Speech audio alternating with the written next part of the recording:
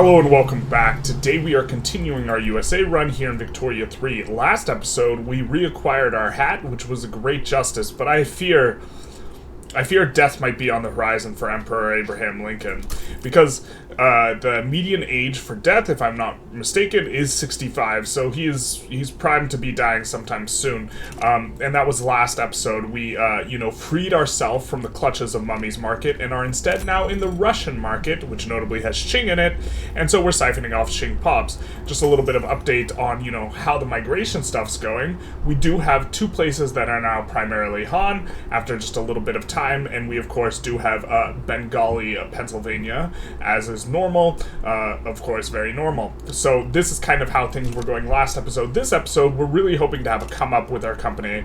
See, we want to be an oil man, and we can't be an oil man if we don't have a prosperous Standard Oil, and so this is what we'll really be working on today. In addition to the loud cars outside, that's an excellent start because we do want people using automobiles, but we started at 4 productivity. We've managed to ratchet it up to 10, largely by expanding oil quite a bit, and we will continue on that front. We probably, after malaria prevention and shift work, will be going for combustion engine, and we might even do a little bit of cars. And so this is kind of the direction we're going in, and we hope that Lincoln will be here to keep us safe, at least for a few more years. Something we've also done and not really talked too much about is we have built the university up in New York really, really tall.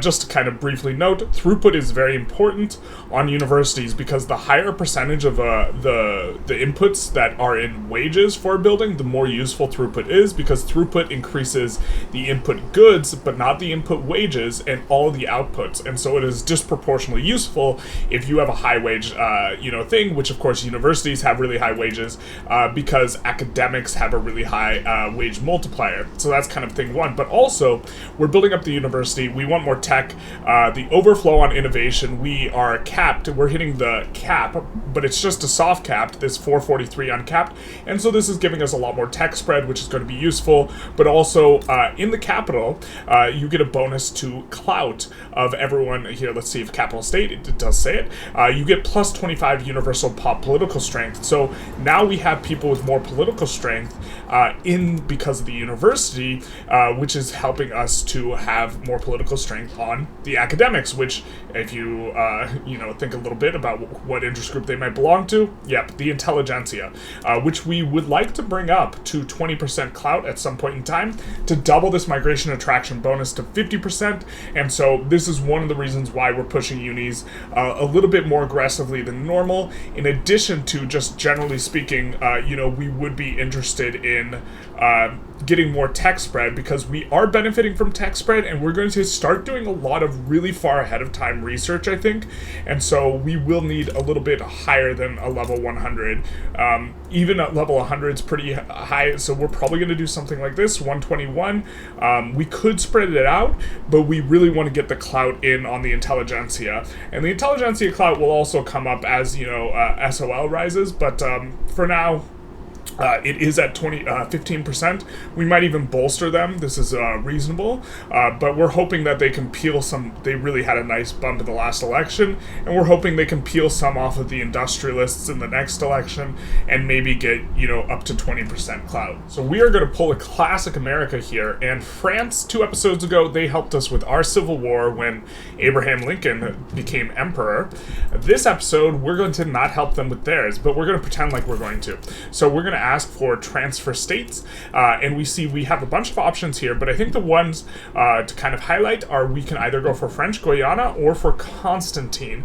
Now Constantine is actually a really nice state. It has access to a pretty good company, huge iron mines, and this 20% iron mine building throughput. Of course you do have the negative state construction efficiency. Guyana has gold and also has oil in French Guiana.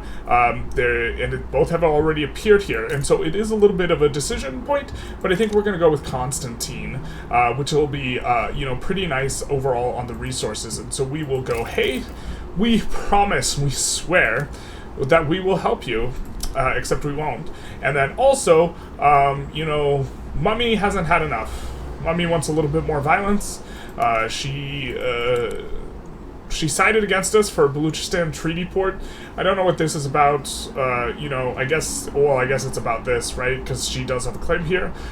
We will be sure to actually move a defensive army there, just to kind of hold on to it and not keep them at home. Also, maybe conquer. We probably just hold there, and then we will be going after Peru-Bolivia, which was the entire intention behind this war, as well as recovering another section of our hat up here in Canada. Fortunately, she attacked while Lincoln was still in power, because otherwise I don't know what we'd be able to do, if we would be able to defend or not, but Lincoln will protect us. The UK is really not good about leaving troops at home, and while you as the player should be able to defend quite well as the UK by just leaving troops at home, if they're not going to do it, we're going to land them. And also, we put a little bit of a cheeky ask for Australia, you know, transfer in the war goals, which, you know, while not very population dense, well, it will become probably much more population dense, you know, once they're in the same market as Qing, has a ton of resources, namely a ton of gold, which is our personal favorite. So we managed to get in there and get a push. They pulled back a ton of troops, and now they're pushing us back because our defense is not very good with our pushing army. However, we are bringing in a defensive army now, which once they get there, we should get to have the best of both worlds, which of course means more oil for us.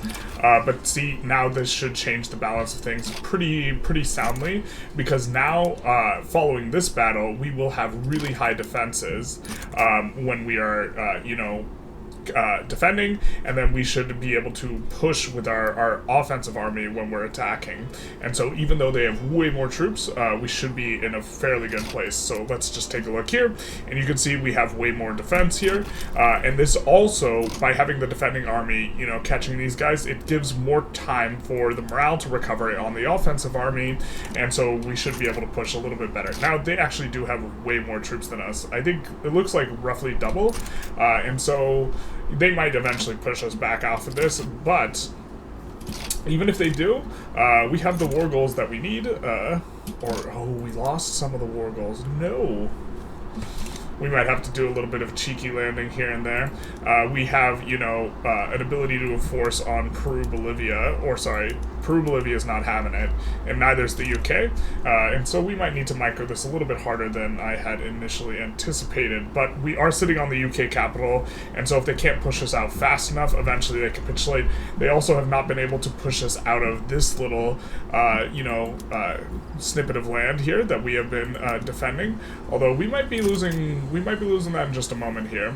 That is one of their war goals, but that does free up this army, which is moving to the Kenya front, to instead move to this front. And so even though they now have the war goal on us, I think we will be able to enforce, you know, on the UK probably faster than they enforce on us. Very big nice getting Skyscraper in New York specifically, because it does give Skyscraper site 10% construction sector building throughput, and we want to build this place really tall because we have the electricity bonus, which is going to give us a huge advantage, you know, in terms of being able to, it's electricity output, it's better than throughput. This is an insane bonus, and so everything that uses electricity will be much nicer here. So this is going to be a big deal. Also, regarding this war, we almost have it dusted up, as it were. We are kind of in a little bit of being able to enforce staunch shape. Oh, we can't be reduced below 0 anymore. I think that's because we took this back, re-landed this, but expecting to get pushed out pretty soon, but we were decaying for a hot minute there. And we've reinforced some guys. You know, we started taking up some conscripts, this type of thing, not in that one. In this one, we started picking up some conscripts, which we haven't previously been using, but you can see here, we're getting really nice defenses when we're defending, and we're getting, well, our attacks are fizzling out here, but it's not going to matter because we enforce on Peru-Bolivia. They have been annexed, and now let's see if, Mummy's not ready to give up. Of course, there is this bug, which is actually a pretty annoying one, where guys get unassigned from fronts. So we will just have to, as soon as possible, reassign people to the front. But UK is not going to be in this much longer. So we did annex Peru-Bolivia here as part of that war, and just kind of want to emphasize this is one of the best places to go for early game. You get the reduced infamy effectively on the initial protectorate by going after just Bolivia, who eventually annexes all of Peru, and it has, you know, a ton of resources, gold. It notably has rice farms, which we will promptly set on auto-expand in a bunch of places. La Paz is a nice state after they've removed all the construction malices. There are a bunch of construction malices here, but it has nice resources, and, you know, it's relatively low infamy, which is generally kind of the heuristic you're going to be using, and, you know, like a lot of logging too on top of the gold and the rice, and just overall it's very, very nice. And rice, of course, you know, is it's half the construction it should be. It's effectively 2 buildings for the price of 1, yeah, so we will be building a little bit here in terms of the rice and the gold, and otherwise leaving it alone, especially because there's a bunch of turmoil because we just annexed it. Notably, we will be incorporating this province first, Antofagasta, mainly because there's a slight chance we want to use their rail company. Now, we already have a rail company that's really good, but this one, giving industrialist approval and infrastructure, is an interesting one, and I think it is going to be a nice take for almost everyone. And so, you know, going after Peru-Bolivia early with the idea of, you know, annexing it around in the 70s, I think is overall a strong strategy for any, you know, GP or, you know, relatively strong country to take. We finished getting malaria prevention. This is one of the most rushable techs in the game because it can give you a huge advantage when it comes to being able to ensure that you get a big share of Africa. So we'll bring out the ruler of straight edges, and also, very importantly, you know, this is wearing on our conscience, the knowledge that Lincoln will depart soon, and, you know, even more so it's wearing on his son, not only the knowledge that his father will soon depart, but that he will never live up to the great legacy that is, you know, Abraham Lincoln. You know, when Abraham Lincoln walks in, everyone stops talking. And I looked, and behold, was death. Saying, come and see. So we are having a little bit of trouble becoming the oil baron we were destined to be, mainly because we can't get the productivity high enough on this. And, you know, once we have the productivity high, the extra throughput on the railways should actually help us to be even more productive. But it is a bit of a struggle, and I think we just can't do it because the rest of the world, or some areas of the rest of the world, have steel railway cars, and we don't. Might be one of the reasons why we can't get this, because even though the oil is pulling the productivity up, we're just having a hard time. And so even kind of trying to fiddle around and, you know, go and search like this and look, okay, which place has the worst earnings, and then going to these places, make sure all the oil PMs are on, this type of thing, and or not oil PMs, all the railway PMs, in order to have as expensive transportation as possible. And so, you know, in terms of tech, what we might be doing after shift work is going into steel railway cars for the purpose of getting steel passenger carriages, which will make a ton more transportation, or a pretty big chunk more transportation. It does also increase the number of clerks, which is bad for productivity, but I think that, you know, maybe after we get this, and also, you know, steam trains proper, that we will be able to hit this bonus and unlock our destiny as the oil baron of the future. So we have a spot where we can sway, reverse sway into France for a nothing burger of a war. It's still balanced based on how big your army is, not how much they need your army. And so, again, reminder, 1.5 beta. So I think what we're going to go for is a diplomatic pact of a bankroll. Now, in order to contextualize this, this is based on our income, not their income. Our GDP is 369 million, nice, and their GDP is 51 million, not as nice. And of course they did have that Civil War nonsense, and so, I mean, this will bankrupt them and cause them to collapse a little bit, and hopefully another civil war, and then we'll be able to sway again on top of that, in addition to getting, you know, all the money that, well, they will bankrupt fairly quickly, but for a brief stint of time, we will get an enormous amount of money, which of course we will use for construction, or lowering taxes, probably construction. So the bankroll we're now receiving from France is, you can take a look, Diplopact, 500,000. It is 441k. We went from here to here. They cannot afford this, which will cause, you know, their economy to have some problems in a very, very immediate future. Now, what we can do is we can take on their debt as their economy becomes too bad to prevent them from, going down completely. And once we do this, what will happen is, by doing this, we will be able to get free obligations, effectively speaking, because the bankroll is going to end as soon as they go bankrupt. And so we will just be able to farm obligations, absolve them, then their debt will ramp up because they're bankrolling us, and then we will be able to, in turn, again, offer to take their debt off them. So we will get unlimited obligations with them, so we could get up to whatever level, I think up to plus 80 relationships if we want, and then we will have, pretty solid relation with France here moving forward. And we can just watch the French debt tick up every single tick, just go from 4.8 or 4.5 to 4.8 to 5.1 billion, and it's just going to tick up and up and up. They aren't willing to accept us taking their debt right now, but eventually it will be a bit too much for them, and they would be willing to accept defeat. We construct the first skyscraper in the world. Our architecture is second to none. We get a bunch of prestige for being the first one in the world, and of course, New York does get a special modifier. Where do we actually look at the special modifiers? We know that there's an additional modifier in here in terms of state construction efficiency from Consolidated Steelworks, which is... Oh, that's not even... Oh, is it not even applying yet? We'll have a look back in a moment here.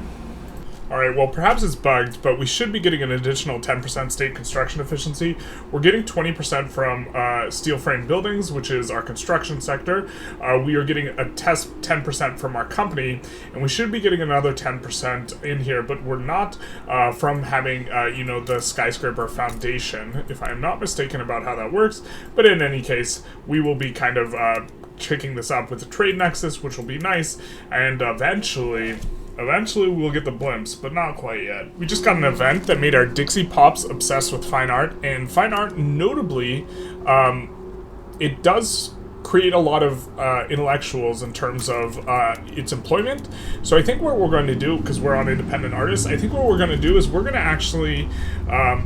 put up a pretty big arts academy in New York and put it on auto expand, again, trying to push the clout of the Intelligentsia up high enough that we can double their bonus for extra migration. I mean, we're already getting a ton of migration, so it's not going to be the biggest modifier, because the more percent modifiers you have, since they are additive, the less useful an additional percent modifier is, but we'd still be happy to bump that up to, 50% instead. Notably, just kind of quick look at our population heat map. We're still pulling in a ton of migrants, well over 100 million. Culture map mode kind of gives you a little bit of story of what's going on. We're still assimilating in all of these places, right? So if we were to look at based on population, Yankee is the most populous at 22 million, and then 13 million Bengali, and then 12 million Han. We haven't even been in the market that long, but if you also just look at the population and you look at the charts and you look at culture, you see the story is kind of like 22 million, 13 million, 16 million. But if you look at religion instead, because we have total separation, we are not converting any religions.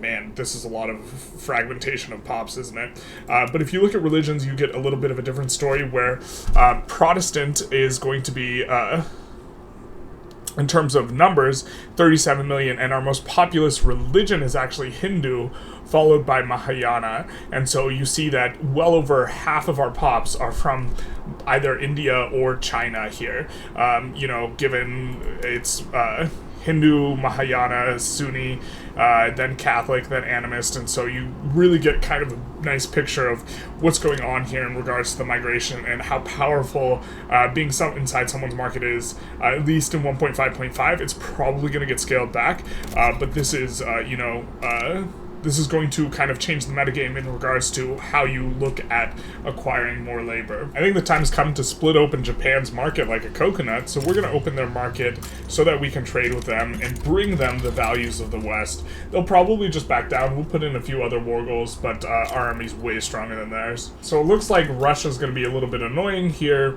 by siding with Japan in exchange for Sakhalin, which, fair enough. Japan wanting to give up Sakhalin to avoid having to open their market is a little bit strange, and maybe we could get them to back down. It's possible we could get them to back down with offering a treaty port to Austria, but we can sway Russia at the very least with take treaty port. We're probably going to give it to them in Kansai, which doesn't have any resources out of all the states, and this will accrue infamy for Russia, not for us, which we're well and okay with, and then this will sway them to our side, and now almost certainly Japan will just back down and give it to us for free. And also with this treaty port in place, we should be able to trade while we're in the Russian market, which won't necessarily be forever. We should be able to trade more effectively with Japan, although if they're opening their market, we're going to trade effectively with them anyways, and they back down. Russia gets a treaty port, everyone wins except for Japan, and now we can do a bunch of trade with Japan. In the future, we do kind of want to set ourselves up for maybe having Japan in our market. For example, once we leave Russia's market, you can see, you know, the Russian market looks heckin' huge, but that really is mostly us at this point, and so we want to think about maybe trying to get free from them in the near-ish future, probably a little ways off, but something to keep in mind, which is one of the reasons why opening Japan's market can be good. Also, we have a ton of infamy, so when you have a lot of infamy and you kind of want to play this under 25 playstyle, which is what we're working with, generally speaking, opening markets is one productive thing you can do, as well as releasing nations, which we might be taking a look at who we can release from the Ottoman Empire. So you can't invade Iraq unless there is an Iraq, and now the interface seems to be working properly where we can lead with a liberate country, and we're going to lead with liberating Iraq, because obviously, you know, we're trying to RP America, and so we will liberate Iraq from the Ottoman Empire here, and also maybe look to put in some other war goals, but this will be our primary, like, ingress here, is going for this, mainly for that tasty oil baron oil. I mean, while we're at it, we might as well liberate Bosnia, son. This thing came from Bosnia, son. You ever been to Bosnia? You ever been in this? So this war has a lot going on in it, and I thought it was a little bit interesting. We have two armies pushing, an offensive and defensive army pushing into Iraq, and making good progress here. Egypt did join the fight kind of at the last minute, and we put in the war goal, the Sinai, because it's only 5 infamy, it has a decent amount of resources. We'll leave it unincorporated, and eventually we'll build the Suez Canal, right? And also here, we decided to release Uli Juj from Romania, who had also joined against us. This is mainly because Russia will go after Uli Juj, and then we will be able to transfer stuff to ourselves from them. And then also coming in, they actually left behind a decent force to prevent landings, it seems, but they're leaving this open while they do this, so it's kind of allowing us a semi-free push here. And so we also have a defensive army up here, no offense, just kind of holding on to that, looking to not get Wargol kind of ticking on us from having places occupied. And then finally, wanted to talk about this 1.5 million Diplo Pact situation. So now we're receiving a bankroll from both Prussia and Great Britain that we managed to sway in. We're making 1.5, and this will lead to the utter collapse of these countries.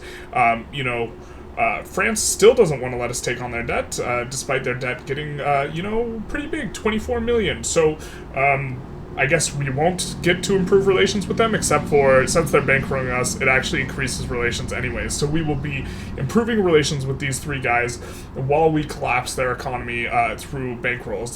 This is something I imagine gets kind of adjusted, because it's still, again, beta.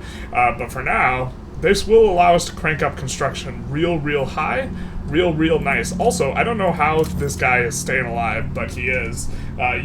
He's a little past his expiration date, but when you hunt vampires, I guess you learn to live a little longer. So we just unlocked steel railway cars, which is going to give us both diesel engine and steel passenger carriages. This is probably going to be a little bit of a bumpy swap, but I think that what it will do is, I am hoping that once this goes through, this will be enough for us to get productivity. Now, it will tank the price of transportation in some places, and so maybe the productivity doesn't really move, or even moves negatively. However, long term, it should be positive, and we might just have stuff like really expensive steel and all this sort of things, but we're still trying to become the robber or oil baron.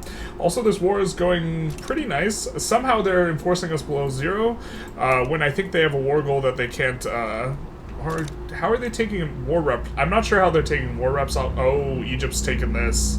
and we can't get to this front, which is unfortunate.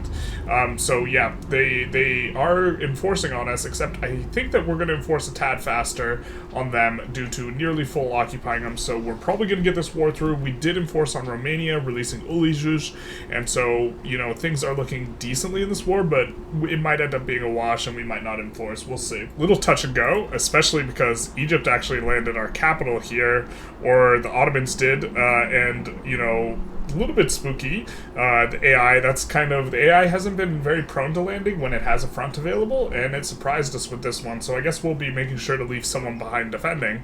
But we'll propose this peace deal and liberate Iraq, and of course it's a liberation, because the entire point of this liberation is we want to exploit their oil, because we're playing an RP America, and so we do have a full liberation on Iraq. Look how free they are. Definitely no ulterior motive regarding oil in our liberation of Iraq here. Mission accomplished, as it were. We end up natural spreading vacuum canning, which is actually going to be really nice because we are having a hard time bringing the price of oil up really high, which would help us to become oil barons. We now are not spreading threshing machines and feminism, which is also pretty nice because we will be able to go multicultural coming down the pipeline. But for now, we will swap over, and then we will just cross our fingers and hope to all hopes that, you know, this is enough. It looks like we need to swap a couple other things, not too much. Houseware plastics, notably, is going to be a really big one for us, generally speaking.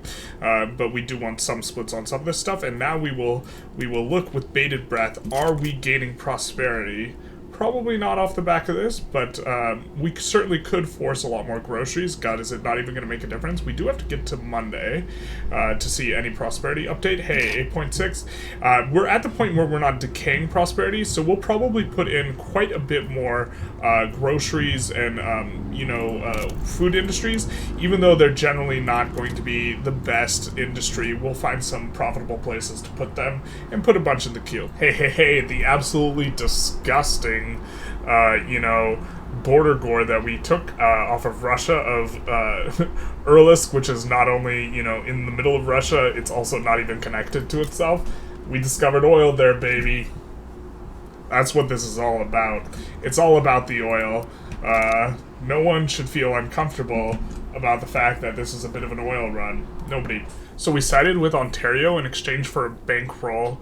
We weren't able to absolve obligations with either France or Prussia before they went bankrupt, but we should have a little bit of an easier time with Ontario because they are a smaller power than ours. And so we will just kind of wait a couple weeks here and see what happens in terms of them wanting to support us. Currently, so we can take on the debt. We take it on, this 1.53 million. This will just extend the length in which they're bankrolling us. So this is effectively free for us to, just get a bunch of relation absolves on them. And now, of course, they won't accept because they didn't have any debt. We wait one tick. They acquire some debt. It's not particularly large. It actually is pretty big. Unavoidable injuries. You're talking about insult or injury? We'll take an Acme chance here. But we have now, the debt's gone up by about 500k, and then the next tick, it'll go up by about 500k anymore again, and then they will be willing to accept our debt, and of course, they will be willing for us to accept their debt, we will accept their debt, we will gain an obligation, we will absolve an obligation, and now the relationship gets even better and better and better. This is kind of the thing I wanted to show, and it's a lot easier to show on a small country, especially one such as this, and maybe next time they have a type of revolt, which they're almost guaranteed to have, because if you take a look, they don't have access, through us, obviously, unless they join the British market. They are going to have some difficulties, and so this guy will just keep revving, and we're hoping somewhere down the line become subject will maybe be one that we can, Pennsylvanian oil, finally, but we hope that eventually we can, reacquire this section of our hat through diplomacy, which is why we're kind of doing this. We will, of course, just crank up on that Pennsylvanian oil right there. But yeah, so we will just be continuing to do this until we hit the absolute max in terms of debt that we can accept of theirs. I think we will conclude the episode here. We did play around with a ton of Diplopacts, and we still are receiving one bankroll, I believe, from someone who has yet to go bankrupt, and that's the UK. And these bankruptcies will really negatively affect, France, Prussia, the UK, and eventually Ontario, which will probably continue to rev, and hopefully we can get them to become a protectorate when they rev. We notably got Argentina as a protectorate when they revved, and we just now had them switch to being a dominion, so if we just play around, we will see that. And we made a lot of progress in the Middle East, progress of a kind, that is.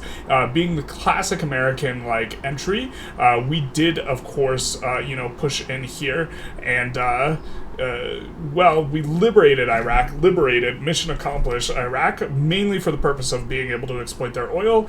We turned Persia into Dominion. I think we turned one of these guys into a puppet as well. And, there is just a lot of oil kind of in this sector here, and that we are looking to exploit. I hope you enjoyed. If you did, please feel free to like, comment, subscribe, do the YouTube algorithm stuff. And one last thing, most importantly, we did in fact take Bosnia, son.